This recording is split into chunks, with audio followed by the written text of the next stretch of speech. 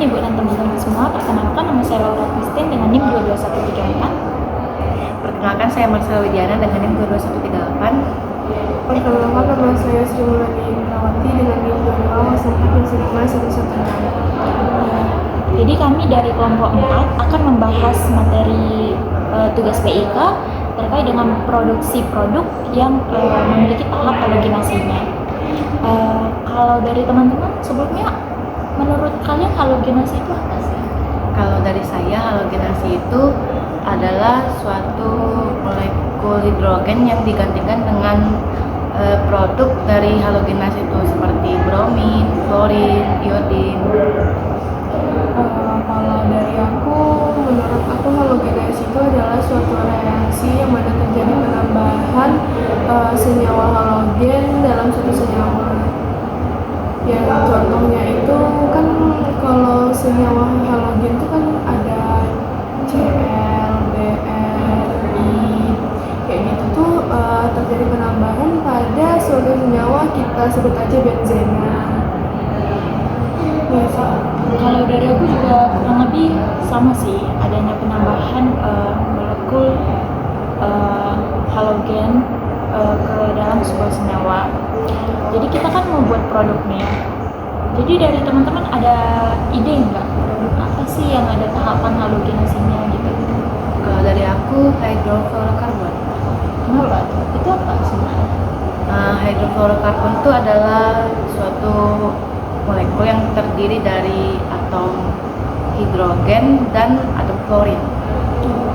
Kalau dari Limpa? Kalau dari aku produk trichloroethylene. Tahu nggak apa gitu? Aku tahunya kegunaannya aja sih. Iya, kegunaannya mungkin boleh dikasih. Biasanya untuk dalam pembuatan ini ditambahkan dalam pembuatan pengharum baju, terus cat, tinta, printer gitu.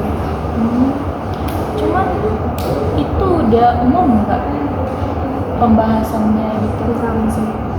Kalau yang itu tadi? Kurang. Kalau dari aku pribadi ada dapat itu namanya klorobenzen. Jadi kalau dari literatur yang aku dapat nih ya, klorobenzen itu senyawa kimia yang terbuat dari yang tersusun dari atom karbon, klorin dan juga hidrogen. Nah, jadi di sini tuh ada beberapa bahan baku yang cukup umum lah, familiar lah kita dengar dalam pembuatan klorobenzen ini, seperti benzen, klorin, terus ada katalisnya FeCl3, terus ada juga penstabil pH-nya yaitu NaOH. Jadi untuk tahap pembuatannya juga ada beberapa variasi gitu, banyak variasinya. Kalau dari literatur ini saya ada nemu 4 variasi, ada mulai dari looser, ada klorinasi benzen dengan klorin secara batch, ada yang continue, banyak kan. Jadi mungkin aku rasa kalau kita pakai klorobenzen akan mudah buat kita untuk memahami lebih dalam terkait produk ini kan. Mungkin dari teman-teman apa setuju atau ada ide gitu? Kalau kayak gitu aku setuju sih, kalau banyak literatur. Kalau yang kayak yang disarankan aku tadi itu kan jarang didengar kan.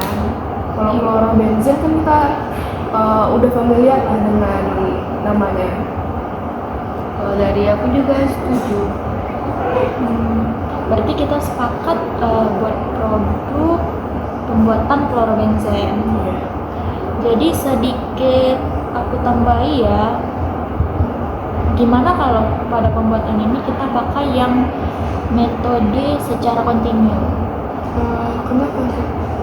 Karena kalau dari sini ya, dia lebih gampang untuk kita telaah dibanding metode lain.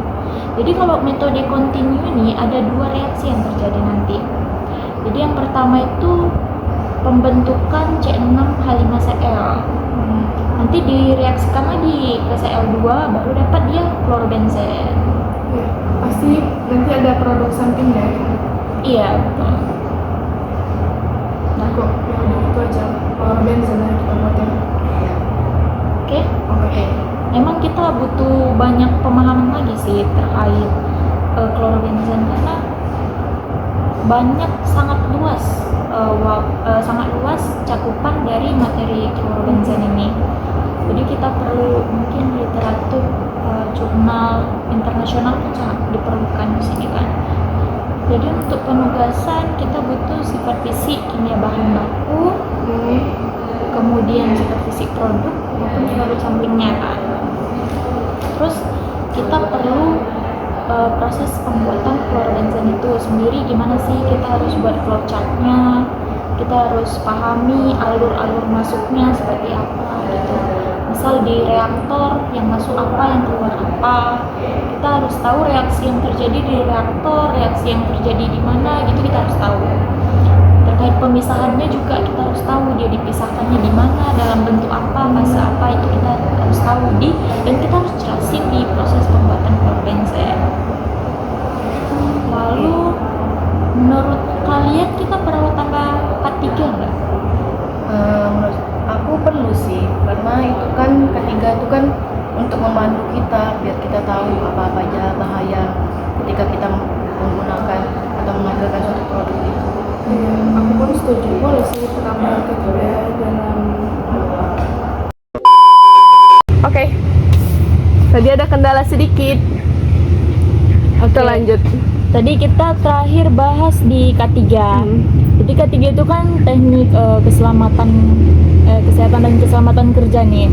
Jadi kan pasti tentulah kan di pabrik itu kita butuh lah safety nomor 1 lah kan, agar apapun yang kita lakukan bisa dengan selamat lah. Jadi kira-kira yang kita masukkan ini kita mulai dari, kalian tahu nggak segitiga api? Tahu. Nah kira-kira itu udah kita masukkan atau langsung saja kita buat pencegahan dan penanganannya, atau kita perlu masukkan segitiga api lagi? Langsung penanganan aja nggak sih? Tapi boleh juga sih untuk penambahan segitiga api. So, aku penting loh itu. Iya ya. Yang ada oksigen. Iya. Terus untuk penanganannya kira-kira kita mau buat berapa tuh? Secukupnya aja.